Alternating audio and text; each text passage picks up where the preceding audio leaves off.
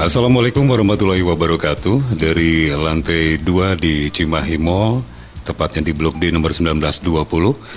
Kembali saya Dani Herlambang hari ini akan menggelar sebuah program yang tentu saja kita sudah persiapkan dari kemarin, yaitu program yang berkaitan dengan ulang tahun Kota Cimahi. Dan seperti yang kita juga sudah promo kemarin bahwa di hari ini, tepatnya di hari Kamis tanggal 22 Juni, kita akan berbicara banyak mengenai perkembangan daripada Kota Cimahi, ya. Dan sahabat lima waktu, saya tidak sendiri karena hari ini saya sudah kedatangan 4 narasumber yang akan berbicara apa saja nanti yang ada di Kota Cimahi dan bagaimana perkembangannya. Dan tentu saja saya akan perkenalkan dulu satu persatu nanti beliau-beliau yang sudah ada di ruangan siaran 5 waktu. Boleh yang saya ucapkan selamat sore dulu untuk Ibu dan Bapak yang sudah ada di studio 5 waktu. Terima kasih atas kehadirannya sekarang, yang tentu saja mungkin hari ini kita akan berbicara santai saja lebih kepada Kota Cimahi sendiri. Baik, narasumber saya yang pertama nanti adalah Ibu Maria Fitriani, ya, beliau adalah PJ Sekda Kota Cimahi, ya Bu, ya. Silakan Ibu, boleh memperkenalkan diri terhadap sahabat 5 waktu juga. Assalamualaikum warahmatullahi wabarakatuh. Waalaikumsalam. Wilujeng sonten sahabat 5 waktu semua, dan alhamdulillah pada hari ini kita bisa bersama-sama di sini untuk mendengarkan sedikit paparan atau gambaran mengenai Kota Cimahi. Mudah-mudahan kami yang hadir di sini bisa memberikan informasi sehingga sahabat 5 waktu bisa memahami sebetulnya apa saja yang sudah kami laksanakan. Mangga pangitan di sini saya langsung perkenalkan Kang Dani. Silakan Bu, silakan. Jadi hadir di sini Kepala Bapeda Kang Adet, Kepala Bapelitbangda, kemudian Kang Sambas dari DPKP dan PLH, ya, PLT, PLT, DPKP, kemudian juga ada Kang Hendra dari Diskominfo Arpus, Diskominfo. Jadi alhamdulillah kita semua hadir di sini untuk bersama-sama menemani Kang Dani. Ini ceritanya sore ini, untuk ngobrol mengenai Cimahi lah, Kecimahian. Siap, mangga. Ya. Apapun ya Bu, ya. Siap, Cimahi mangga. gitu. Jadi kita lihat ulang tahun Kota Cimahi ini kemarin tanggal 21 Juni. Dan itu 22 tahun ya Bu, ya? Ya, 22 tahun sudah. Sudah 22 tahun. Artinya tema hari ini yang kita usung adalah refleksi 22 tahun Kota Cimahi. Gitu. Enggak. Baik, sedikit prolog untuk sahabat 5 waktu bahwa refleksi ini berarti bergerak mundur, ya, untuk merenungkan kembali apa yang sudah terjadi dan juga sudah dilakukan. Nah, ini adalah suatu yang harus dilakukan dengan sadar juga terencana. Kemudian dalam latar belakang sebuah kota, Cimahi ini relatif tidak pernah bergeser dari citra militer. Betul ya Bu, ya? Kota hijau Kang. Kota hijau. Saya memang nggak hijau masalahnya. Kota hijaunya sekarang benar-benar kota hijau gitu. Ya. Namun dalam antropologi dan juga sosial kemasyarakatan, Cimahi ini menghadapi satu kondisi yang sudah boleh dibilang lampu merah, gitu. Nah, setidaknya dari sekian isu yang ada 3 isu yang menghantui sampai sekarang ini mengenai Cimahi. Di antara 3 isu itu adalah pengangguran, ya, kemudian kemiskinan dan juga korupsi yang melibatkan 3 wali kota Cimahi. Kemudian pengambilan 3 isu tersebut bukan juga menyampingkan isu yang lainnya seperti pendidikan, lingkungan hidup, juga kesehatan. Nah, hanya saja dalam talk show di sore hari ini kita akan lebih memilih 3 isu yang akan dibahas. Kita ingin mengulas perjalanan otonomi daerah yang sudah berjalan, kemudian juga ingin mengeluarkan pandangan-pandangan dan juga pemikiran-pemikiran berkaitan dengan pelaksanaan otonomi yang selama ini telah dilaksanakan kepada publik. Dan ini yang mana tentunya diharapkan ada tanggapan, ya, balik atas dasar capaian kinerja pemerintah selama 22 tahun perjalanan Kota Cimahi. Baik, bertepatan dengan 22 tahun Kota Cimahi, kita akan angkat topik penting dan juga masih menjadi persoalan di Kota Cimahi, yaitu perencanaan pembangunan. Kita langsung ya Bu ya, untuk yang kita bahas pertama ini, tentu saja yaitu membangun sebuah kota ini tidak akan lepas dari aspek politik yang mempengaruhinya. Nah, ini bisa disampaikan apa saja mungkin definisi dari pemerintah, gitu. Ya, ada 3 isu yang tentunya mengetahui kami sampai sekarang ini tentang Cimahi. Di antaranya 3 isu tadi, yaitu pengangguran, kemiskinan, dan juga korupsi. Oke, bisa disampaikan Bu, ya. Mangga nuhun, kalau kita bicara mengenai refleksi tadi artinya memang kita melihat secara mundur 22 tahun ke belakang. Ya. Mungkin sebelumnya perlu kami sampaikan juga bahwa ada beberapa hal bukan dikatakan hambatan, tapi lebih kepada kondisi real Kota Cimahi. Bahwa Cimahi ini berdasarkan keputusan Menteri Perhubungan nomor 49 tahun 2000, itu 20%-nya adalah wilayah KKOP. 20%. Wilayah KKOP 20%-nya artinya kita tidak boleh membangun bangunan yang cukup tinggi. Jadi 20% dari wilayah kita KKOP. Kemudian berdasarkan Perda Jawa Barat nomor 1 tahun 2008, ini kita masuk ke dalam wilayah kawasan Bandung Utara. Ini 36% Kang. Ya, 36%. Jadi IOG atos 50%. Ya. Kemudian kita juga masuk bahwa ini adalah masuk ke dalam kawasan lindung itu 8,82%. Jadi artinya wilayah kita yang 100% ini tadi tos 50 genep ditambah 8 atau genep 10 4. Termasuk kita adalah kawasan rawan bencana gunung api 1 levelnya. Kemudian juga kita masuk ke dalam jalur patahan Lembang. Belum lagi dikeliling oleh lembah, kemudian terpotong oleh jalan tol dan juga jalan kereta api. Bisa dibayangkan Kang Denny, bagaimana teman-teman dari perencanaan ini membangun Kota Cimahi kedah semuanya secara komprehensif terbangun, tetapi dengan kondisi seperti itu. Kang, mungkin perlu saya gambarkan juga bahwa kondisi kependudukan kita ya.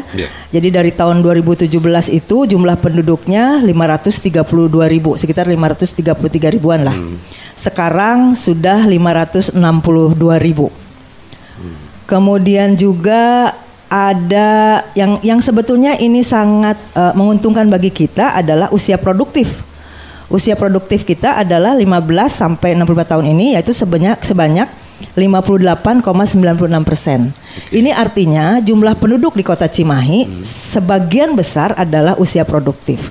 Kalau boleh dikatakan ini sebuah potensi, tentu saja tadi berbagai hal yang terkait dengan permasalahan-permasalahan kita bisa dorong karena memang ini adalah usia produktif. Kemudian untuk dependensi rasionya artinya mereka yang tergantung kepada kepada pemerintah, artinya memang di usia di bawah 15 dan di atas 65 itu sebanyak 41%. Nah, kalau melihat dari itu semua dengan luas wilayah yang hanya 42.000 tadi, kemudian juga jumlah penduduk yang 562, beberapa keterbatasan, tentu saja kita perlu sangat berinovasi mengenai bagaimana cara membangun Kota Cimahi. Tapi alhamdulillah dari beberapa upaya yang sudah kami lakukan, peningkatannya cukup signifikan.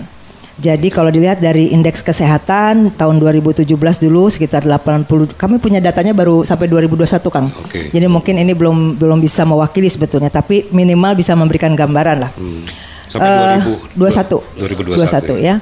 Indeks kesehatan itu tadinya 82,48, sekarang 83,4. Nah, angka kemiskinan 2017 5,92, sekarang 5,35. Sebetulnya sempat menurun Kang di tengah-tengah. Tapi karena Covid kemarin, jadi kemudian ada peningkatan lagi ya untuk angka kemiskinan ini. Kemudian juga ini yang memang agak cukup tinggi adalah pengangguran terbuka. Jadi memang ini cukup besar seperti tadi disampaikan oleh Kang Denny, ini juga memang menjadi perhatian kami secara khusus.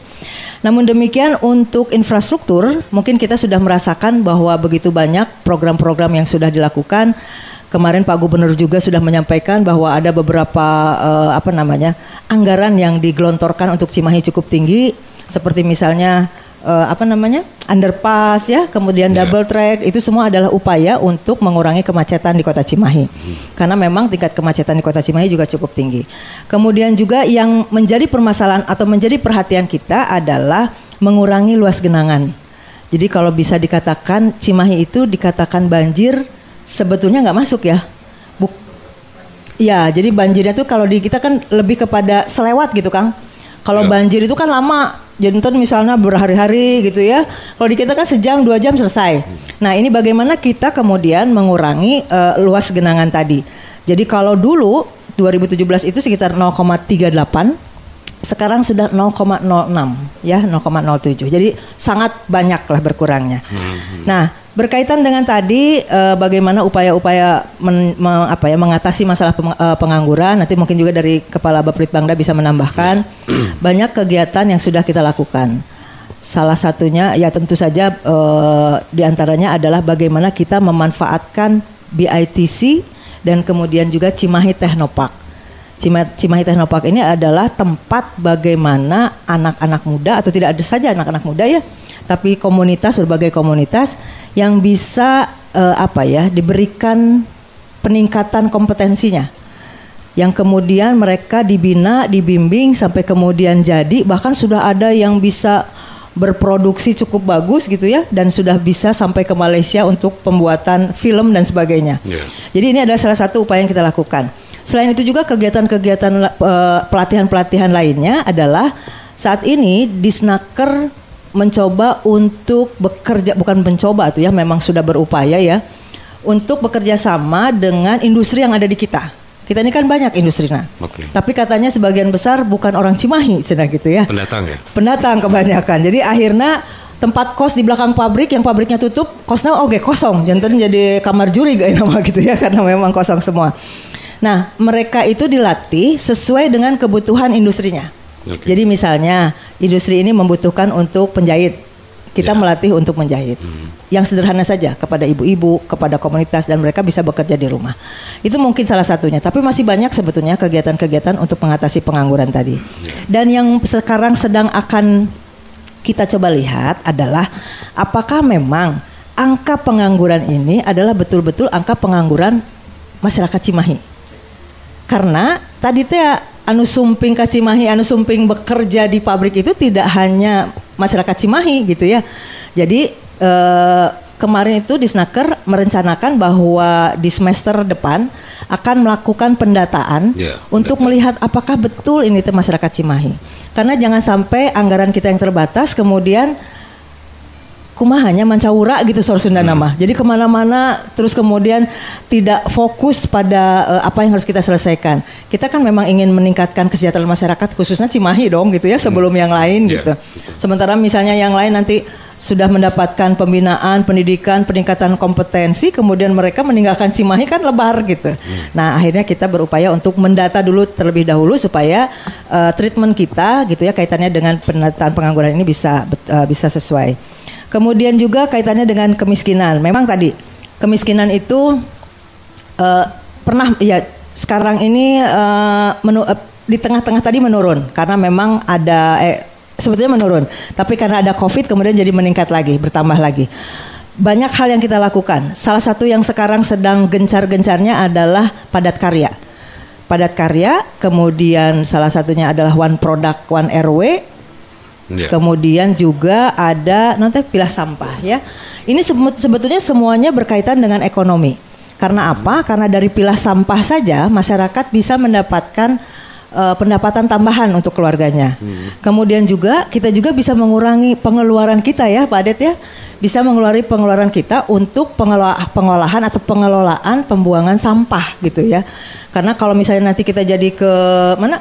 Legok Nangka, kenaikan untuk pembiayaan operasional untuk pembuangan sampah itu menjadi jauh lebih tinggi. Berapa kali Kang Sambas? 5 kali? 5 kali nggak salah ya? Ya. Ya, jadi 5 kali lipat dari anggaran sekarang. Nah, inilah yang kemudian sedang difikirkan oleh Pak Wali Kota, Pak PJ Wali Kota, Pak Dik Suratno Nugrahawan. Bagaimana caranya agar masyarakat sudah mulai terbentuk pemikirannya gitu ya, terpola bahwa memang pengolahan sampah ini sudah harus dari bawah. Tadi selain itu tadi menambah income untuk keluarga karena untuk yang sampah-sampah yang masih bisa diolah lagi itu kan bisa dijual dan sebagainya. Kemudian juga kegiatan-kegiatan One Product One RW. Ini adalah sebuah program yang memang 3 program ini adalah 3 program unggulan Pak PJ Wali Kota. One Product One RW ini adalah menggali bahwa di setiap RW itu harus ada produk unggulan. Kalau sudah ada produk unggulan, artinya kita nanti akan memasarkan produk-produk di setiap RW tersebut, kemudian akan sangat berdampak terhadap misalnya tenaga kerja. Masyarakat bisa diajak untuk berkolaborasi dengan tadi yang mempunyai produk tadi untuk bisa bersama-sama bekerja di situ misalnya. Jadi itu yang kami harapkan ke depan. Kemudian juga terkait dengan kalau kaitannya dengan korupsi, kami sudah sangat sepakat lah gitu ya. Kalau urusan ini menjadi urusan yang sangat kami hati-hatiin sekali gitu. Kalau bisa dikatakan hati-hatiin sekali. Karena memang aturannya kami sekarang betul-betul berpegang pada aturan. Karena selalu diingatkan jangan sampai terjadi hal-hal yang tidak kita harapkan tentu saja. Dan itu menjadi contoh bagi kami sekarang ini.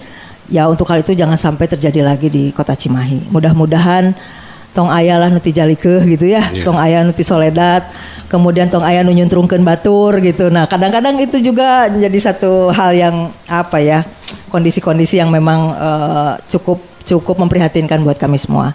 Tapi yang pasti bahwa kami semua khususnya di seluruh OPD, jajaran OPD sepakat bahwa apa yang kami lakukan harus sesuai dengan aturan-aturan yang ada. Gitu mungkin sementawis. Mangga panginten Pak Adet dari Nambihan mangga. Iya. Silakan Pak Adet.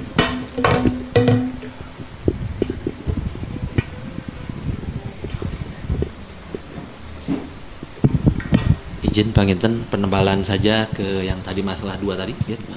Di pengangguran dan kemiskinan tadi sudah disampaikan oleh Bu Sekda berkaitan dengan upaya-upaya ya. Kalau saya pengen menebalkan barangkali tadi Bu Sekda sudah menyampaikan berkaitan dengan upaya kita adanya Cimahi Technopark, adanya BITC. Sebenarnya kalau kita flashback lagi ke belakang, Kang Dani, upaya kita sudah membuahkan hasil Bu, karena terganggu pandemi saja. 2 tahun ya Pak?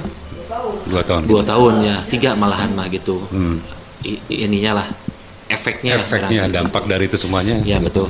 Sebenarnya geliat untuk meningkatkan pertumbuhan ekonomi ya secara umum.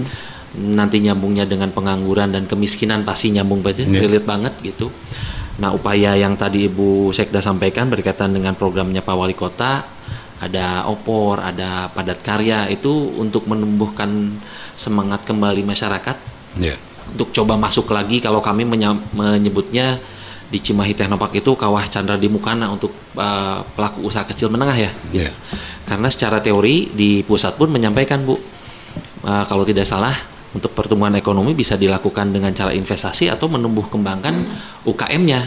Jadi usaha kecil menengahnya masyarakat yang paling bawah ke menengah itu sangat membantu dalam pertumbuhan ekonomi barangkali begitu. Sebenarnya hasilnya seperti yang tadi saya sampaikan itu sudah kentara Pak.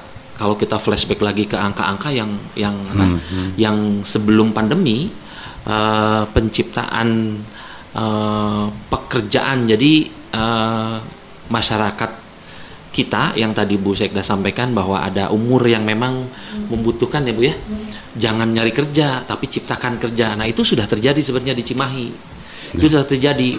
Angkanya jelas, cuma saya nggak bawa Pak angkanya. Mungkin secara detail nanti bisa ditanyakan ke teman-teman kita di Cimahi Technopark. Angkanya jelas, ngomongin masalah startup, kalau bahasa ininya startup, usaha kecil menengah gitu kan sangat ramai ya dibicarakan 3 tahun ke belakang. Nah itu sudah terjadi di Cimahi. Angkanya jelas, dari pelaku usaha sekian ratus jadi sekian ribu. Tuh 4.399. Nah itu terus meningkat. Dari jumlah komunitas yang hanya 17-an sekarang meningkat jadi puluhan ribuan malahan. Nah itu menandakan bahwa ada geliat masyarakat yang mau berupaya, mau kita kita rangkul, kita bina. Hasilnya pun tadi Bu Sekda sampaikan, malah ada yang sampai mensupport ke luar negeri. Betul, apalagi kalau ngomongin UKM, pelaku usaha kecil yang bergerak di animasi pun kita anggap itu UKM. Tapi subhanallah, project-projectnya lah, kalau disebutin projectnya itu sampai ke luar negeri segala gitu. Jadi kalau penebalan dari saya berkaitan dengan pengangguran dan kemiskinan, tentunya sebenarnya sudah terjawab dengan programnya itu, karena memang keganggu pandemi. Kita coba guar lagi. Mudah-mudahan teman-teman masyarakat dari bawah semangat lagi dengan adanya padat karya. Yakin pengangguran, tadi Bu Sekda menyampaikan pengangguran memang punya PR ya Bu ya. Cuma PR juga harus ditebalin juga Bu. Ya angkana jangan-jangan pengangguran teh aya anu bukan asli Cimahi ya Bu ya. Tapi kadata gitulah gitu. Jadi nggak gabung. Gabungan semuanya. Gitu. Nah ini harus fair juga gitu, bade menilai apple to apple ya gitu. Orang Cimahinya asli gitu. Betul gitu. Sama yang pendatangnya. Betul, tapi memang tidak bisa dipungkiri Bu, kalau sudah masuk ke dunia usaha, apalagi ngomongnya startup, itu terjadi di Cimahi Technopark. Orang Cimahinya banyak, tapi tidak menutup kemungkinan orang luarnya juga ada. Tapi itu jadi apa ya? Jadi penyemangat Bu. Makanya orang luar Cimahi bisa kieu, orang teu bisa, orang boga. Kita punya tempat, kita punya fasilitas. Orang lain di luar Cimahi mah kudu nyungkeun heula. Boleh nggak saya di sini? Kalau Cimahi mau silakan pakai. Itu sudah terbentuk sebenarnya gitu. Sebagai tuan rumah. Betul. Ya, Cimahi ini. Tapi alhamdulillah sebenarnya sih Cimahi kalau misalnya ditebalkan kembali, nggak mungkin juga berdiri sendiri Bu. Harus kolaborasi. Salah satu contoh barangkali ada proyek di Cimahi yang dilakukan di Cimahi Technopark, itu tidak hanya dilakukan oleh Cimahi, kerjasama dengan Bandung Barat, komunitas ya. Kerjasama dengan Semarang, Solo dan lain-lain. Jadi sudah zamannya barangkali tidak bisa bergerak sendiri, memang kondisinya harus kolaborasi. Itu Bang Kinten, Bu Sekda, atur nuhun. Enggak, mungkin ada tambahan ini sekalian aja lah. Silakan. Sebelum Kang Denny nanya kita udah jawab gitu ya. Jadi kalau kita kan lebih meyakinkan Kang Denny bahwa kita membawa orang-orang yang luar biasa hari ini. Kang Sambas mungkin bisa dijelaskan mengenai pembangunan di Kota Cimahi ya. Jadi jangan sampai masyarakat menilai naon sih kudu geus dibangun di Cimahi gitunya asa kitu-kitu keneh gitu. Tapi mungkin bisa diberikan gambaran paling tidak beberapa tahun ke belakang gitu ya, seperti apa sehingga tadi teh masyarakat tahu bahwa memang ini adalah hasil pembangunan Cimahi gitu. Ya. Mangga. Baik, terima kasih. Lebih memperdalam mungkin penjelasan tentang pembangunan khususnya di bidang perumahan dan kawasan permukiman. Jadi yang pertama adalah bahwa kami Dinas Perumahan dan Kawasan Permukiman ini fokusnya adalah kami punya tugas untuk meningkatkan kualitas perumahan dan permukiman di Kota Cimahi. Perlu diketahui bahwa sejak 2015 kita tuh punya kawasan kumuh ya. Kawasan kumuh tuh di Kota Cimahi itu ada 176 hektar. Itu ada dua tipologi, ada kumuh ringan dan kumuh sedang. Alhamdulillah dengan berbagai kolaborasi baik dengan pemerintah pusat maupun dengan dari kita sendiri dari APBD Kota Cimahi, dalam 5 tahun kita bekerja dengan Kotaku pusat itu sisa tinggal 12 hektar waktu itu tahun 2020 dari 176. Tetapi kemudian waktu itu terjadi perubahan ya ke kriteria kumuh, Permen PU diperbaharui sehingga penilaian kumuh itu semakin ketat, sehingga waktu kita identifikasi lagi di akhir 2021 itu naik lagi jadi 154. Itu karena yang sudah kita tangani dan di bawah kumuh dulu nilainya 18. Kalau di bawah 18 itu sudah tidak kumuh. Nah dulu yang 16 begitu diidentifikasi kan naik lagi gitu ya, jadi masuk kumuh ringan. Tapi 2021 Pak Wali Kota mengeluarkan SK kumuh lagi, itu teridentifikasi 154 hektar. Itu tapi tipologinya semua kumuh ringan, tidak ada yang kumuh sedang. Nah, dari 2021 kita mulai bekerja dengan data ini dan alhamdulillah selama 2021-2022 kita bisa menurunkan kurang lebih 5 hektar ya. 5 hektar. Untuk selanjutnya kita memang masih dalam penyusunan dokumen rencana penanganan kawasan kumuh, kawasan perkotaan ya, RP2KP KPK ini sekarang masih sedang dalam penyusunan. Tahun ini insya Allah beres. Sehingga penanganan kumuh sampai 5 tahun ke depan mungkin bisa direncanakan tuntas ya untuk Kota Cimahi. Walaupun dalam faktanya penanganan kumuh itu dibagi 3 kewenangan ya. Jadi ya kalau di bawah 10 hektar itu kewenangan kota untuk menangani. Kemudian kalau 10 dan sampai 15 hektar itu kewenangan provinsi, dan di atas 15 itu kewenangan pusat. Di kita ada 2 kelurahan yang kewenangannya pusatnya, yaitu Utama dan Melong. Itu kumuhnya di atas 15 hektar. Kemudian juga ada beberapa yang kewenangan provinsi seperti Utama, Leuwi Gajah ya, itu kewenangan provinsi. Dan sisanya yang kecil-kecil di bawah 10 hektar itu kewenangan kota. Nah, kami tidak berpangku tangan walaupun ada kewenangan pusat ya. Kalau kami masih memiliki peluang untuk menangani, kita tangani juga. Karena kita berbicara kumuh ini ada 7 aspek yang menjadi penilaian ya. Mulai dari pertama kerapatan dan kerapatan bangunan ya. Kemudian juga drainase lingkungan, jalan lingkungan, air bersih, air limbah domestik, kemudian pengolahan sampah, dan terakhir ada proteksi kebakaran. Jadi ada 7 aspek yang dinilai. Kami mulai masuk juga untuk penanganan. Alhamdulillah beberapa tahun ini kita juga ada PPM, dan tahun ini juga ada padat karya yang mudah-mudahan bisa kita sinergikan untuk mempercepat penanganan kumuh di Kota Cimahi. Kami menargetkan tahun ini sebetulnya 6 hektar ya untuk penanganan kumuh, tapi itu baru perhitungan ya, karena kita masih menunggu beberapa OPD juga ternyata kan melakukan kegiatan yang sama di kawasan kumuh, dan ini mudah-mudahan bisa lebih mengakselerasi ya penanganan kumuh di Kota Cimahi. Nah, itu untuk kumuh mungkin ya Kang. Selanjutnya juga DPKP yang paling menjadi perhatian adalah penanganan banjir ya. Di sini kami perlu menjelaskan bahwa kami seringkali diserang begitu ya. Ini kok DPKP atau Pemkot tidak mau disebut ada banjir, misalnya bukan begitu ya. Jadi kita melihat kepada dasar hukum ya, bahwa dalam Permen PUPR nomor 1 tahun 2014 tentang SPM itu genangan dan banjir itu berbeda gitu ya. Jadi yang disebut banjir itu adalah adanya air di daratan akibat adanya luapan dari sungai. Jadi kalau ada luapan dari sungai mau hujan mau tidak itu banjir namanya. Nah, contohnya di Cimahi ada banjir itu, contoh RW 2 Melong ya. Yang itu udah legend mungkin ya, dianggap ini udah puluhan tahun kok nggak selesai gitu ya. RW 2 Melong, RW 1, RW 29, RW 32, RW 34 ya. Nah, seperti itu. Kemudian ada yang disebut dengan genangan. Genangan itu adalah keberadaan air di daratan, di permukiman, itu akibat dari buruknya sistem drainase. Jadi kalau ada hujan, kemudian ada air di permukiman kita tidak mengalir, nah itu genangan gitu. Hujannya dikit ya. Ya hujan dikit gitu. Nah itu genangan, ya genangan. Gitu. Masyarakat nyebutnya itu banjir juga gitu. Padahal menurut terminologi aturannya bukan begitu. Nah jadi sebetulnya dalam penanganannya nanti banjir dan genangan itu berbeda gitu. Kenapa kami membedakan? Itu karena treatmentnya berbeda dan kewenangan juga ternyata berbeda ya. Jadi untuk banjir kita sejak 2015 itu terbit Permen PU nomor 4 tahun 2015 tentang penetapan kriteria dan wilayah sungai, bahwa Cimahi itu masuk dalam wilayah Sungai Citarum.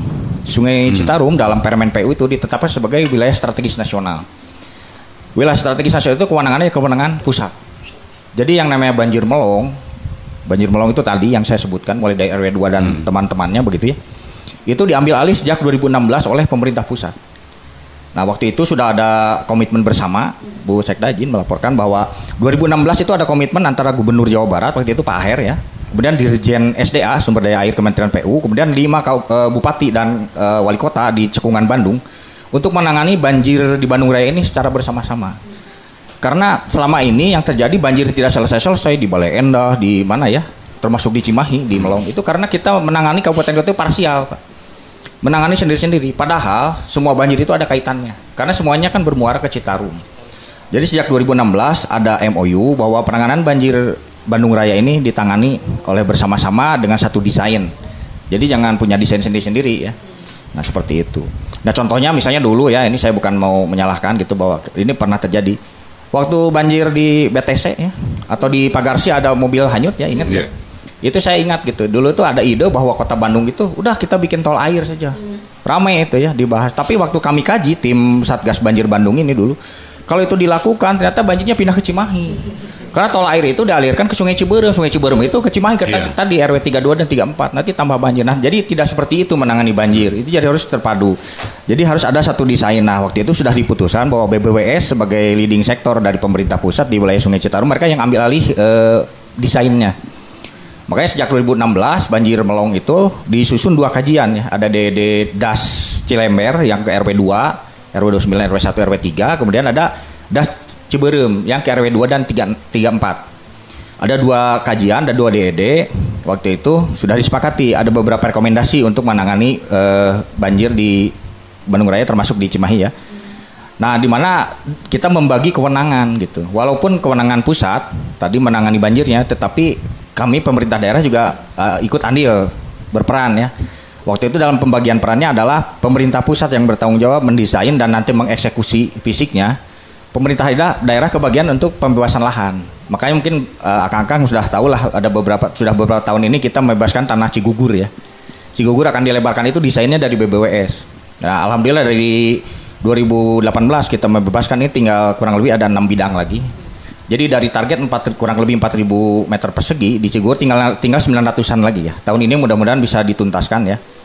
Nah, jadi kita sudah hanya membebaskan lahan saja. Nanti kalau lahan sudah tersedia, itu BBWS akan bergerak untuk melebarkan.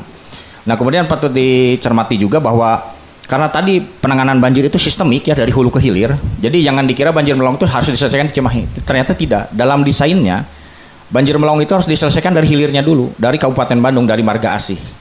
Dari Marga Asih itu lebar sungainya itu Cilember itu harus 9 meter. Dan kita di Melong itu harus 8 meter. Nah, jadi kita bertugas juga membebaskan lahan di Melong, tetapi karena kita tahun 2019 sudah membebaskan tanah di Pasir Kaliki untuk kolam retensi yang juga berpengaruh terhadap pengurangan banjir di Jalan Nasional dan Cigugur dan tentu saja ke hilir ya, ke Melong.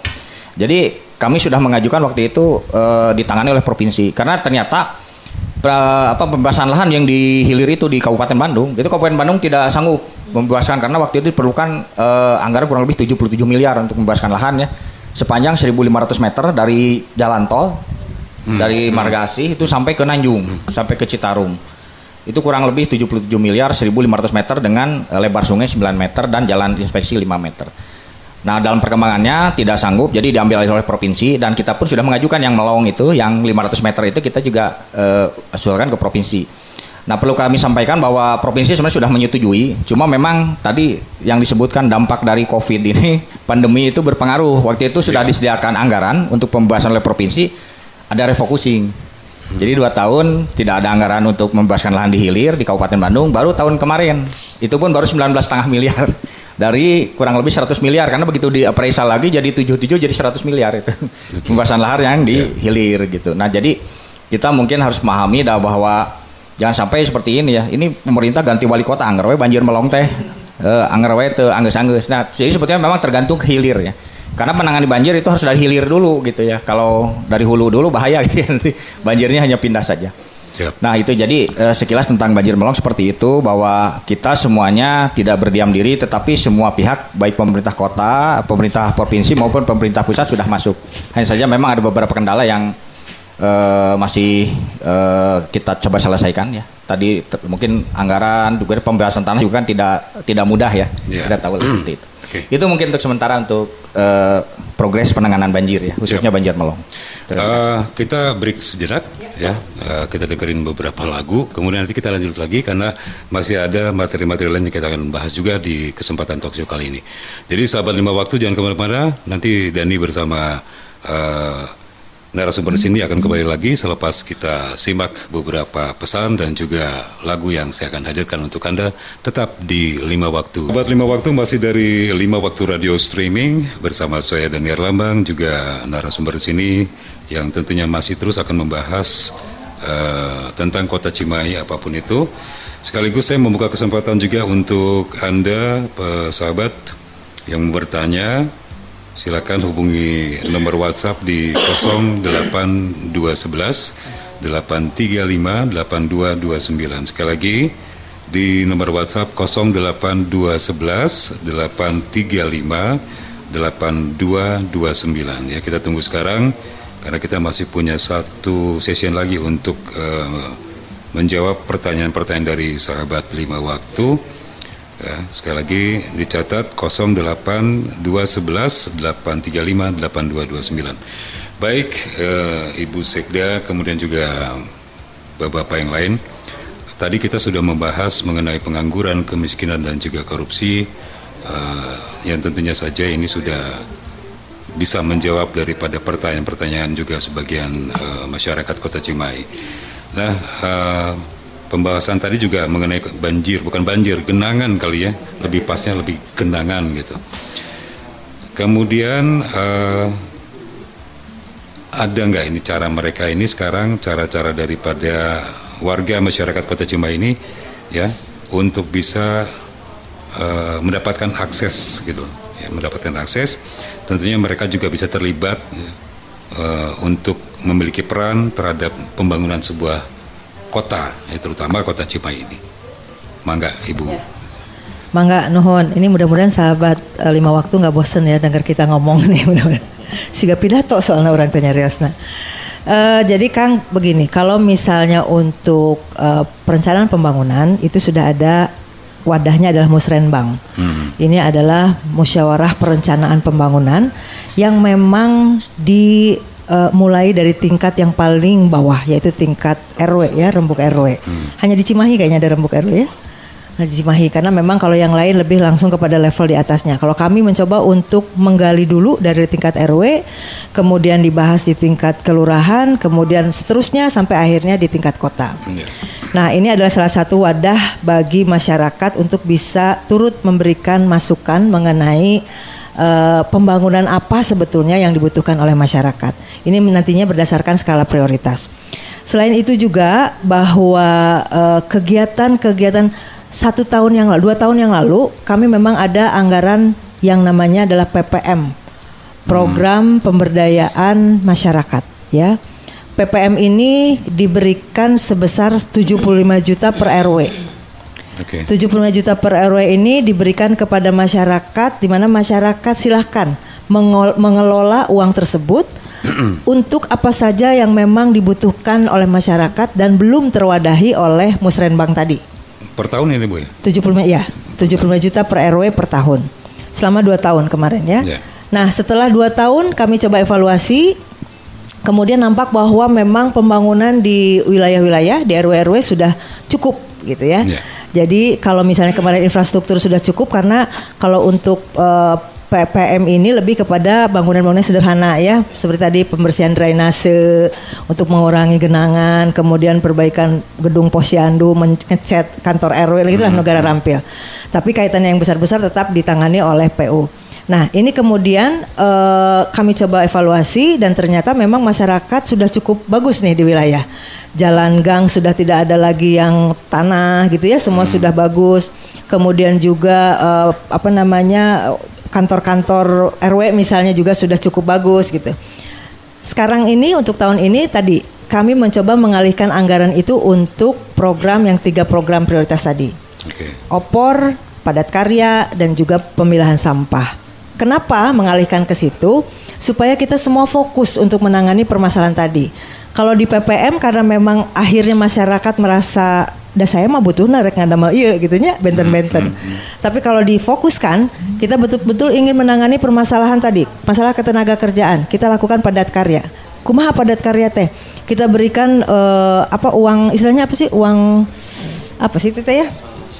Ya stimulan lah gitu ya untuk mereka yang bekerja dan kami batasi yang bekerja ini atau yang ikut jadi program padat karya ini adalah mereka-mereka yang berusia produktif dan mempunyai AK1. Kenapa AK1? Karena memang tadi untuk mengurangi angka pengangguran tadi. Ini menjadi salah satu syarat yang diberikan oleh Kementerian Ketenagakerjaan. Nah, kamari alhamdulillah sudah mulai berjalan. Kemudian juga itu digabungkan juga dengan tadi bagaimana kekumuhan tadi ya wilayah-wilayah kumuh dikurangi dengan padat karya tadi. Jadi banyak sebetulnya kanal-kanal yang bisa kita gunakan gitu ya untuk memberikan masyarakat memberikan atensinya atau berpartisipasi dalam kegiatan tersebut. Selain pembangunan, sebetulnya kami juga punya kanal-kanal pelaporan. Ya, jadi inilah yang memang dibutuhkan oleh masyarakat. Bade ngadu naon wae mangga, bade ngadu malihan mah waktos eta teh aya nu pawali cenah. Ieu nu di samping abdi cenah pas saya wae suami istri kumahakeun cenah gitu ya. Itu ada Kang sampai begitu. Jadi cek Pak Wali Kota teh ieu urusan manehna gitu ya.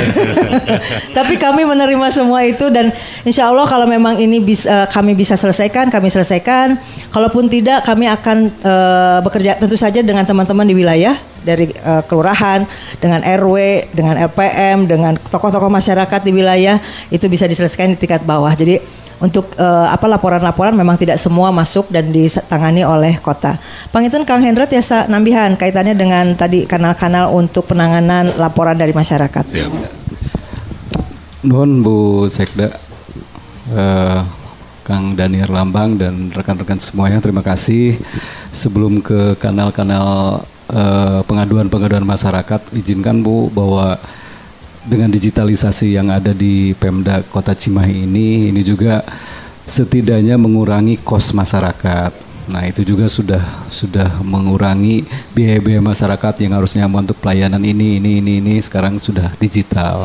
Apalagi oleh Pak PJ Wali Kota sekarang termasuk Bu Sekda, kecamatan-kecamatan kelurahan nanti akan satu online.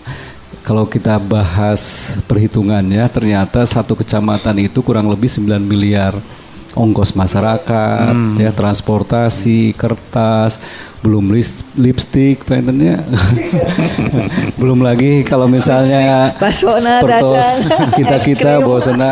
kita kalau misalnya mau pelayanan izin dulu, itu kan. Terus kalau yang swasta kurangi penginten dari UMR. Kan seperti itu. Nah dengan online itu kita hitung satu kecamatan itu kurang lebih 9M, jadi 27M per tahunnya itu juga mensupport biaya dari masyarakat menjadi yang apalagi yang tidak mampu kan kasihan gitu ya, seperti itu yang selama ini oleh Pak PJ Wali Kota, Pak Dik dengan Bu Sekda coba sekarang harus diinikan. Nah nanti juga kedepannya dengan RB tematik ya general ya Bu ya, MPP digital juga harus masuk sana. Sekarang kan ada 159 Bu pelayanan dari 31 instansi vertikal, Pemkot dan instansi vertikal yang lainnya itu juga nanti diinikan. Ini sebagai satu juga untuk mengurangi beban biaya bagi masyarakat. Gitu. Nah untuk yang kanal-kanal medsos, alhamdulillah kita ada 3 mungkin ya. Satu Facebook, pesan penduduk yang melalui SMS ya, Facebook. Yang kedua adalah Facebooknya kan Facebook.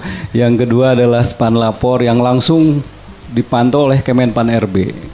Pengaduan yang bersifat langsung ke sana dan kita harus tindak lanjuti dalam jangka waktu 14 hari. Termasuk juga PPID, keterbukaan informasi juga ada. Dan satu lagi yang paling unik nih, Pak Wali Kota, Pak PJ ini membuka peluang siapa sih ada permasalahan apa, sok langsung ke saya. Nah itu juga ada dari medsos beliaunya. Ya. Terus juga dari humasnya juga ada. Jadi dan aksesnya bisa kemana-mana. Ya. Ini mencirikan kalau dengan Cimahi ini dibandingkan kabupaten kota, Bu Sekda, ternyata Cimahi ini sedikit yang melaporkan. Kalau sedikit melaporkan bukan tidak masyarakat tidak peduli, justru karena cek bahasa ini mah jarum jatuh juga sudah kedengaran gitu ya. Pangcerewetna ya pimpinan orang itu di grup, ya kunaon kok Ibu Sekda gitu ya. Kunaon itu kumaha ieu teh entos tacan itu tos tayang kok mau hari jadi ya waduh. Tos riweuh ya Pak gitu ya. Curhat Kang curhat. Tapi itu didikan dulu ya Bu ya. Didikan dulu bahwa kita ini harus seperti itu Cimahi. Bayangkan kabupaten kota sekitarnya pas jalan nutos di KPU Cimahi mulus, pas batas Cimahi geruduk gitu. Nah, coba kalau yang ngaguruduk itu di Cimahi pasti ke medsos banyak. Jadi itu tingkat pelayanan kota Cimahi dengan digital, adapun yang manual saat ini, tapi sudah beralih sih seperti itu. Itu menandakan bahwa sebenarnya warga Cimahi itu kan juru protes yang sangat tinggi ya, terutama Akang juga nih sebelum yang ini Pak. Hari Kang Dani mantu dari dia gitu nampi. Nah itu yang ya tenggirikan itu yang menjadikan span lapor banyak, ternyata di kita sedikit, alhamdulillah. Makanya sama Ombudsman, kunaon sih Cimahi yang melaporkan sedikit karena apa kinerja kita terus termasuk di kelurahan kecamatan termasuk juga ditunjang ke RW ya Bu ya. Semuanya sudah merasakan bagaimana transparansinya kita gitu di dalam melaksanakan kegiatan-kegiatan. Itu mungkin Bu Sekda, terima kasih. Janten pami masuk ke Dik Cimahi ya, Dik Cimahi kalau nggak salah ya. Instagramnya, itu hashtagnya langsung ke saya. Jadi kalau malam-malam ada tring, waduh ya Pak Wali ya gitu ya. Tapi kan kalau saya mah senang berbagi Kang. Jadi kalau misalnya ada hal yang gitu saya bagi langsung ke teman-teman. Kira-kira nu pireueun ka dieu DPKP. Oh, soal masalah nu lainna aya Kang Hendra gitu ya. Terus masalah kira-kira perencanaan seperti ada Kang Adet. Jadi alhamdulillah betul tadi sampaikan bahwa Cimahi sampai saat ini memang cukup kompak gitu ya, sesuai dengan tagline-nya Pak Dikdik, Pak PJ Wali Kota, bahwa kita itu ngahiji lah gitu. Ngawangun Cimahi janten anu kahiji. Jadi betul-betul bagaimana kita, kalau di dalam artian secara harfiah memang ngahiji itu bersatu gitu ya. Tidak hanya kami sebagai pelayan masyarakat, tetapi juga seluruh masyarakat dengan kami gitu. Jadi ikut serta dalam berbagai hal. Termasuk tadi nutacan ku abdi di ieun panginten masalah MPP, Mall Pelayanan Publik, yang luar biasa mendapatkan atensi luar biasa dan juga penghargaan dari pusat gitu ya. Dan di sana juga sudah ada tadi berapa 159 layanan di Mall Pelayanan Publik ini, sehingga masyarakat yang datang yang membutuhkan pelayanan tidak perlu lagi kukurilingan cekap kadinya. Tapi sekarang sedang dikembangkan juga, selain untuk yang offline kami juga mengembangkan yang digital. Nah, ini untuk mempermudah. Hanya kieu Kang, kadang-kadangnya punten. Kemarin itu pada saat teman-teman dari Dinas Kependudukan membuka melalui online ya, tapi ternyata kemudian ada beberapa dari masyarakat yang menihara rese atuh cenah gitu. Online teh hara rese itu kumaha gitu. Akhirnya kita membuka muncul ayeuna nanti mobil hybrid lah ya, online ongko, offline hayu lah gitu. Jadi bagaimana sekecil apapun permasalahan masyarakat kami akan coba tangani itu gitu. Jadi mempermudah ya. Iya, mempermudah. Sebetulnya kalau buat kita kan langsung tina HP tiasa gitu. Tapi ternyata ada beberapa kendala khususnya untuk masyarakat yang masih belum familiar gitu ya dengan ini teknologi, itu kami bantu. Bahkan dari Dinas Kependudukan ini langsung door to door membantu untuk mereka yang memang membutuhkan mengisi online saja, itu dibantu. Jadi ada yang namanya GISA teman-teman, pokoknya mereka punya kader yang secara khusus di masyarakat yang bisa membantu masyarakat untuk tadi berkaitan dengan pendaftaran online. Semacam tutorialnya lah mereka. Mohon gitu. Begitu Kang. Untuk target jangka panjang dan juga jangka pendek ke depan Kota Cimahi ini dalam upaya tentunya menjawab PR besar Kota Cimahi ya, dan juga rencana pembangunannya ini apa, Ibu? Yang pasti tadi masalah banjir. Itu permasalahan kita yang utama adalah mengurangi kemiskinan, betul. Pasti saya sampaikan pengurangan pengangguran terbuka. Kemudian juga tadi infrastruktur terkait dengan kalau lebih kepada penataan wajah kota lah ya. Jadi penataan wajah kota dan pengurangan kawasan kumuh. Jadi ini yang menjadi PR besar kita. Kenapa 3 hal ini? Karena memang semuanya berkaitan. Kalau masalah pendidikan, saya rasa ini sudah cukup bagus ya di Cimahi. Ya, sekolah-sekolah SMP sudah kita tambahkan. Walaupun memang ada beberapa daerah yang merasa bahwa kita belum punya sekolah gitu. Nah, permasalahan ini bukan artinya kita tidak mendirikan sekolah, karena tidak semua harus ada sekolah negeri maksudnya. Karena di situ ada sekolah swasta. Nah, kami mencoba menyeimbangkan antara sekolah swasta dan sekolah negeri. Jadi untuk yang tidak masuk ke sekolah negeri wayahna lah lebet ka swasta. Mahal cenah bayaranana. Untuk mereka yang tidak mampu, Pak Wali Kota sudah mengeluarkan bantuan untuk beasiswa bagi mereka yang bersekolah di SD dan SMP negeri, SMP swasta untuk dibayarkan SPP-nya. Jadi jangan takut buat yang memang masyarakat merasa tidak mampu sekolah di swasta gitu ya, da bakat teuing kumaha. Insya Allah berapapun biayanya untuk SPP di sekolah swasta tersebut, Pak PJ Wali Kota sudah menyediakan anggarannya. Nah itu jadi memang permasalahan-permasalahan kalau sudah dari kemiskinan lompatnya kemana-mana. Terkait dengan kesehatan, terkait dengan pendidikan, terkait dengan kawasan kumuh ya.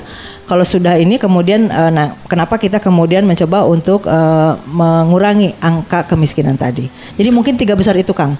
Tadi kaitannya dengan banjir karena memang ini sebuah cerita legend di Cimahi yang gak selesai-selesai sudah gitu ya. Tapi sekarang alhamdulillah kemarin Pak Gubernur pada saat hadir pada saat paripurna di DPRD Kota Cimahi menyampaikan bahwa sudah dibentuk Badan Cekungan Bandung. Badan Cekungan Bandung inilah yang kemudian akan mengatasi permasalahan-permasalahan khususnya banjir melong tadi. Jadi kalau memang khususnya misalnya banjir melong ya. Ya, karena memang tadi teh di dia orang tos ngaiekeun di paling ditunda teh acan gitu ya. Jadi itu nyambung-nyambung lah gitu penyelesaiannya. Nah, itu mungkin Kang. Ya. Mungkin ada nambahin? Badi tambahan Kang? Ini tadi kita bicarakan nyambung nih Pak. Ada yang bertanya mengenai banjir. Bukan banjir ini, bukan banjir tapi kalau saya lebih genangan aja ya. Jadi genangan yang terjadi di betul yang tadi saya katakan di stasiun Cimahi, Jalan Stasiun Cimahi. Boleh Pak Sambas jelaskan. Baik, terima kasih atas kesempatannya. Sebetulnya yang bisa menjawab lebih pas itu Bina Marga, karena memang itu drainase kan drainase jalan ya. Cuma karena saya dulu pernah ikut juga rakor dengan itu waktu pembangunan underpass, jadi sebetulnya memang upaya-upaya untuk penanganan itu sudah diupayakan ya, walaupun mungkin nanti bertahap. Setahu saya waktu itu sudah juga diarahkan karena tadinya mau ke Cibolang, itu tadi ada kendala yang seperti saya sampaikan, ada tidak mungkin membuat talang di bawah underpass begitu. Jadi diarahkan ke sebelah timur ya, ke sana ke arah jalan stasiun, tetapi nanti akan dialihkan ke jalan drainase dibagi dua, ke Jalan Urip ya, nanti ke Baros ke sana, dan satu lagi memang ke yang motor ke Taman Kartini. Nah, di sana juga nanti ke daerah Urip. Nah, mudah-mudahan ini bisa dituntaskan karena kemarin terlihat di PT KAI juga kan sudah mulai membuat juga terusannya ke sana ya. Jadi mudah-mudahan nanti hasil evaluasinya bisa keluar dan kita bisa mengukur ya sejauh mana upaya yang telah dilakukan itu bisa mengurangi atau mengatasi masalah itu ya. Jadi saya kira opsi masih beberapa ada yang mungkin dilakukan, tapi untuk sementara yang kami ketahui adalah itu ya, pengalihan ke arah timur baik ke Jalan Urip ke samping stasiun maupun yang ke Taman Kartini. Mungkin itu ya untuk sementara. Jadi jelas ya tadi ini dari Ibu Dedi ya, tadi yang bertanya tentang kebetulan rumahnya di stasiun kan. Jadi kaget aja katanya baru ngalamin seperti itu. Memang ada dampak ya Pak ya dari underpass tadi ya? Ya memang dulu terprediksi yang itu ya karena memang dulu itu ada saluran ke sana ke Cibolang langsung gitu dari arah itu ya dari barat, tapi karena underpass langsung gali ke bawah kan tidak mungkin tadi ya saluran itu akan terpotong. Nah memang yang dicarikan solusi itu bagaimana ini dialihkan tetapi tidak menimbulkan banjir. Nah kemarin waktu awal-awal itu masih banjir karena memang belum tuntas begitu ya, belum tuntas pengalihan jalur pengalihannya oleh Bina Marga maupun oleh waktu itu oleh PT KAI. Jadi mudah-mudahan lah kedepannya bisa lebih inilah bisa kita selesaikan itu masalahnya. Jadi memang penyelesaian untuk permasalahan penanganan banjir ini Kang luar biasa sebetulnya. Karena kita terkendala dengan misalnya tanah yang harganya cukup tinggi gitu ya. Kemudian di Cimahi kan harga tidak jelas Kang. Harga tanah di Cimahi itu hebat pisan gitu. Kemudian juga ada beberapa misalnya terkait dengan tanah TNI misalnya. Ini kan perlu juga pembahasan lebih lanjut dengan TNI. Jadi memang kami menyadari bahwa dari awal bahwa ini pasti akan ada mengakibatkan dampak lah dari pembangunan underpass ini.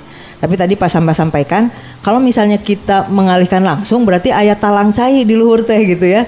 Ini yang kita takutkan kalau misalnya talang air itu ada di atas itu sementara underpass itu ke bawah itu bisa ambrol juga gitu. Nah ini caranya dikurilingkeun lah si saluran tadi teh. Jadi menuju samping stasiun diputarkan terus kemudian masuk ke dalam sungai tadi. Yang tadinya langsung kan dari jalan itu langsung ke sungai itu karena memang tidak ada ininya. Gitu mungkin ya Kang Sambas ya. Eta mudah-mudahan ya kami berupaya secepatnya bisa teratasi tapi memang kami perlu waktu panginten. Hapunten pisan mangga. Jadi sebetulnya sekarang karena curah hujan saja sih ya. Kalau kita ngelihat dari permasalahan utamanya curah hujannya cukup tinggi, kemudian juga bisa berhari-hari itu yang menyebabkan banjir itu tadi. Kalau dulu sih Cimahi nggak seperti itu gitu kan. Oke, Ibu tadi sempat membahas. Termasuk Kang punten motong. Termasuk juga bagaimana tadi drainase ini ada pendangkalan. Iya pendangkalan. Pendangkalan itu dan termasuk di dalamnya adalah sampah-sampah. Nah, balik ke sampah tadi. Jadi Akang bisa lihat ya kalau misalnya di jembatan Golkar, Kapukurbannya jembatan Golkar itu sampahnya nggak cuma plastik atau apa Kang, bisa ada kasur, bisa ada meja kursi dan sebagainya gitu Kang. Mangga. Ya, di Cipageran saya menemukan itu spring bed, Bu. Sama. Gitu. Oke, ini pertanyaan berikutnya. Tadi sempat dibahas mengenai program jangka panjang dan jangka pendek. Ini tantangan dalam merealisasikan target tersebut, gambarannya seperti apa saja? Bisa dijelaskan? Pak Adet, monggo. Tantangan untuk perencanaan ke depan ya barangkali. Ya, merealisasikannya. Kita memang terkendala di Mangdana, Bu. Gitu. Mangdana. Keterbatasan dana. Jadi upaya Pak Wali, Bu Sekda untuk mendapatkan banyak bantuan dari pusat dan provinsi itu akan sangat membantu sekali. Yeah. Kalau ngomongin kebutuhan masyarakat tentunya kan kita sudah banyak dikunci dari SPM tadi sampaikan, harus terjawab semua. Dikunci dari masalah ketetapan dari pusat mandatory spending yang kayak pendidikan harus berapa persen, kesehatan harus berapa persen, pengawasan harus berapa persen, belum lagi berkaitan dengan permasalahan-permasalahan kota yang menjadi isu strategis yang ada di RKPD, itu harus terjawab semua. Yeah. Nah, sementara kemampuan kita harusnya semua terjawab. Nah, tinggal milih lah barangkali mana yang prioritas. Seperti tadi sampaikan oleh Bu Sekda bahwa Pak Wali sudah menetapkan tadi contoh hoyong nama genangan teh sadananya. Sekarang kan baru 3. Nah, contoh kecil lah gitu kan. Hoyong nama genangan teh sadana kelurahan dituntaskan. Tapi apa daya karena anggarannya tidak cukup ya sekarang 3 kelurahan dulu. Jadi strategi itu barangkali. Iya. Ya. Ada yang menambahkan? Enggak. Menambahkan izin Bu Sekda, Pak Adet. Tantangan untuk banjir sebetulnya ada ya. Jadi gini, seperti tadi saya ini terbetik juga dari pernyataan Kang Dani, dulu mah Cimahi teh teu kieu teuing gitu. Ya mohon da kapugur mah Cimahi nage di Tongoh nage tacan seueur bumi gitu. Yeah. Termasuk di KBB, Bang. Jadi saya pernah berpikir begini ya, catchment area atau daerah tangkapan Cimahi. Cimahi itu kan pas datar gitu kan. Dari kalau kita lihat profilnya dari hulunya sampai ke hilir itu dari KBB itu kan turun menurun tajam ya. Kemudian di Cimahi itu, nah di Cimahi Selatan datar, terus baru menurun ke selatan. Jadi dapat dibayangkan kalau KBB-nya saja sekarang tidak terkendali di atas gitu. Ya sampai kapanpun Cimahi berjuang, ya banjirnya mau ical-ical gitu. Kita menghilangkan di satu daerah, nanti muncul di daerah lain ada yang genangan baru gitu. Nah jadi ini juga tentunya alih fungsi lahan ini yang juga harus dikendalikan. Tidak hanya oleh Cimahi ya. Cimahi mungkin dulu saya ingat karena saya pernah perizinan dulu ya Bu Sekda, waktu di perizinan 6 tahun saya ngurus KBU, saya ingat banget gitu ya. Cimahi berupaya ketat gitu ya, tapi kan yang di atas tidak terkendali. Saya kan kaget dulu ya, saya pernah dimaki-maki masyarakat, izin hese itu gimana, IMB itu hese ya, kita nunggu rekomendasi dulu ya. Tapi dulu pernah ada kejadian saya dimaki, ini kan rumah si ibu punya 2, satu di KBB di perbatasan di Cihanjuang, satu di sini. Itu mah abdi di itu mah seminggu beres. Nah di Cimahi 3 bulan can mah keluar wae. Saya penasaran itu menggertak atau apa gitu. Ternyata begitu saya rakor di provinsi dengan Satpol PP provinsi. Yang di Kepunten ya, ini bukan menjelekan KBB, ini fakta gitu. Ternyata di itu mah masih kucamat keneh IMB teh. Gitu di kita menunggu rekomendasi, padahal dengan keluarnya dulu Pergub itu kewenangan camat kan dicabut harusnya gitu. Nah, ini ada salah satu miskom ya. Jadi saya berpikir begitu, kalau di KBB ada perumahan yang masih menawarkan ada tipe 27, 121, tipe luas tanah 60 itu udah enggak ini banget ke Cimahi. Sementara Cimahi dulu di ketinggian di atas 950 itu dengan building coverage ratio 20%, yang boleh dibangun 20%. Jadi ada luas coupling minimum dulu ya. Makanya di Ciuyah itu ada Pancanak itu luas coupling minimumnya 120 meter persegi. Gitu. Bayangkan kalau di atasnya itu lebih atas. Itu cuma 60, ada juga 60, ini gimana ya? Nanti kan Cimahi yang kena dampak juga begitu. Di sana tidak terkendali, di Cimahi akan terkena dampaknya begitu. Jadi mungkin inilah yang perlu kerjasama antar daerah juga. Kemudian peran provinsi juga harus lebih besar ke sini karena keberlangsungan wilayah yang lebih hilir itu tergantung dari wilayah hulu. Kalau KBB-nya tidak terkendali, ya habislah kita ya. Cimahi berusaha mati-matian, tapi ya saya pernah jam 2 siang Bu Sekda dulu dengan PRW 2 Melong tuh udah kayak apa ya, udah nelpon jam 2 siang tuh ya. Pas Sambas di Pemkot hujan tuh henteu Pak, di rumah panas penting. Tah ieu di abdi mah kirim videonya banjir Pak gitu. Jadi ternyata begitu di Cisarua di Parongpong sana hujan kan sungainya ke Cimahi.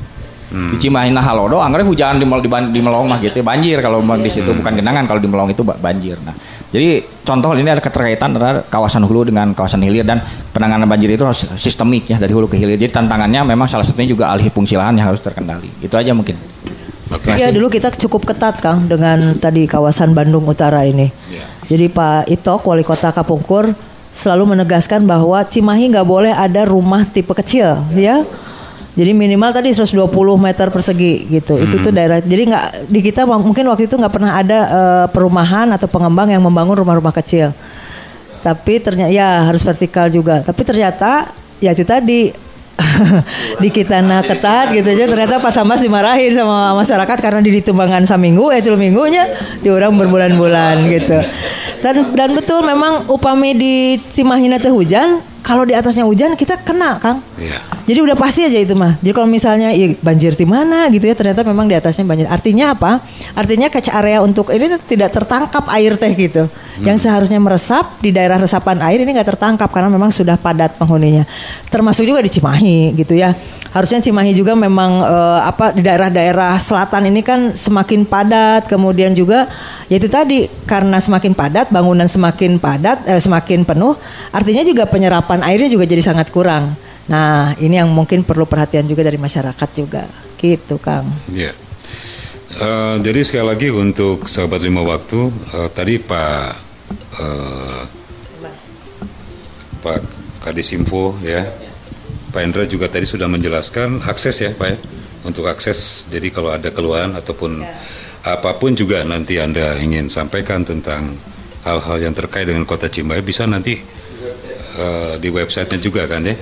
Kemudian tadi ada Pesduk ya kan, ada Pesduk, ada lagi apa? Span lapor, kemudian juga PPID ya tadi ya. Ya. Pak yang langsung itu tadi ya. Oke. Jadi ya tinggal ngirim aja pesan kan nggak ada masalah sebetulnya. Ya. Tapi harus disertakan dengan bukti kali Bu ya, fotonya ada gitu ya. Oke. Satu yang terakhir ini untuk harapan Bu ya, harapan dan juga baik dari Ibu dan juga yang lain untuk masyarakat Kota Cimahi. Ini seperti apa harapannya? Karena kita sudah masuk 22 tahun sekarang ya. Kedana sudah semakin dewasa ya katanya ya. Jadi tentu saja kami dari sisi pemerintah sangat berharap bahwa apa yang kami berikan atau apa yang kami persembahkan kepada masyarakat dapat diterima sebagai persembahan terbaik lah gitu. Kami berupaya untuk memberikan pelayanan terbaik kepada masyarakat, mengupayakan berbagai hal permasalahan-permasalahan, mengatasi permasalahan yang ada, tapi juga kami tidak bisa bekerja sendiri. Jadi artinya masyarakat juga harus bersama-sama turut berkontribusi, berpartisipasi aktif sehingga permasalahan-permasalahan tadi yang sebetulnya bisa kita selesaikan di masyarakat itu bisa langsung terselesaikan. Karena tadi betul Kang, permasalahan-permasalahan lingkungan ini menjadi hal yang mungkin menjadi permasalahan utama di Kota Cimahi. Jadi bagaimana kita kemudian mendorong masyarakat Cimahi untuk juga peduli terhadap hal tersebut. Jadi sekali lagi bahwa kami tentu saja atas arahan Pak PJ Wali Kota, Pak Dikdik sudah dibaiat bahwa Mengpeng wali kota adalah orang Cimahi, beliau dari unsur pemerintah. Hayu cenah kita sasarengan babarengan memperbaiki Cimahi ke depan jauh lebih baik, memberikan pelayanan terbaik kepada masyarakat, mengajak masyarakat untuk juga bisa berpartisipasi aktif dan kemudian juga tidak anti terhadap kritik dan saran. Jadi masyarakat mangga lah memberikan saran tapi dengan cara yang sopan pastinya, dengan bukti yang jelas gitu ya. Jadi jangan sampai ada surat kaleng tepuguh-puguh gitu ya mendorong bahwa ganti cenetah kepala BPKAD kepala Bapelit Bangda gitu ya. Ganti karena gini-gini tapi tidak ada buktinya gitu ya. Nah, ini yang perlu kita ini kan. Jadi hatur nuhun kepada masyarakat semua yang sudah selama ini tentu saja bekerja sama dengan kami semua. Karena kami tidak bisa bekerja sendiri Dan betul-betul kami mengharapkan kontribusi dari masyarakat, khususnya tadi bagaimana menjaga, misalnya menjaga lingkungan, kemudian juga ikut bersama-sama meningkatkan kesadaran terhadap seluruh masyarakat. Karena sekarang sudah banyak layanan-layanan yang dibuka oleh Cimahi, dan layanan ini untuk mempermudah pelayanan kepada masyarakat. Eta panginten, mangga panginten aya tambahan. Sedikit menambahkan, saya setuju dengan tadi Bu Sekda bahwa mari kita sama-sama tingkatkan kesadaran. Saya pernah diundang satu talk show begini, judulnya tuh Banjir Cimahi Salah Siapa. Saya kira judulnya salah. Ya kalau judulnya itu berarti semua orang akan kita saling menyalahkan. Ya pemerintah ada salah, masyarakat ada salah, media ada salah, dunia usaha ada salah, semuanya akan salah. Tetapi mari kita rubah hashtagnya menjadi Banjir Cimahi, kita bisa berbuat apa gitu. Karena tadi faktor penyebab banjir dan genangan itu banyak, dan semua stakeholder itu berpotensi untuk bisa berbuat untuk bisa meningkatkan kualitas lingkungan hidup di Cimahi ini lebih baik. Itu ya. Terima kasih. Ya. Ada yang menambah? Silakan. Harapan kami yang sebagai PR Pemkot maupun digitalisasi, masyarakat jangan alergi terhadap digitalisasi. Nah, itu Pak, betul Pak. Ya. Jangan alergi. Jangan alergi digitalisasi, karena ini udah dari Pak Presiden, Kemenpan, semua dinas sampai ke kabupaten kota, sekarang harus digitalisasi. Dan memang kita sudah memasuki digital itu. Jangan kalau misalnya gitu nanti kita kalah. Ya, Cimahi akan terlambat perkembangannya. Itu saja mungkin Pak, dan terima kasih. Ya, oke, terima kasih Ibu PJ Sekda Kota Cimahi, Ibu Maria, dan juga Bapak Adet ya sebagai Kepala Balitbangda ya Kota Cimahi. Kemudian juga Bapak Hendra, Kadiskominfo Kota Cimahi, serta Bapak Sambas, Kepala Bidang DPKP ya. Siap, terima kasih untuk kehadirannya. Semoga talk show kita di hari ini sangat bermanfaat untuk pendengar dan juga sahabat Lima Waktu. Sekali lagi, bila mana menemui hal-hal yang ngeganjel gitu ya, ingin dipertanyakan, silakan akses tadi yang sudah kita sampaikan. Boleh ke yang pribadi juga nggak apa-apa, karena sudah dibuka kesempatan itu. Tapi sertakan foto ataupun juga buktinya, dan juga ya etikanya juga dipakai lah, etika bahasanya juga. Gitu ya. Oke, akhirnya saya ucapkan terima kasih banyak untuk semuanya yang sudah hadir di kesempatan sore hari ini. Mudah-mudahan suatu saat kita bisa ketemu lagi dalam tema yang lain, tentunya untuk kemajuan Kota Cimahi juga. Baik, terima kasih semuanya, sahabat Lima Waktu juga. Saya Dani Herlambang bersama kru yang lain undur diri. Kita ketemu lagi dalam kegiatan talkshow kita yang lain. Dan jangan kemana-mana, selepas acara ini masih banyak acara-acara lain yang bisa Anda dengarkan di Lima Waktu Radio Streaming. Tinggal Anda klik host.com/lunaplayer/5 waktu radio streaming.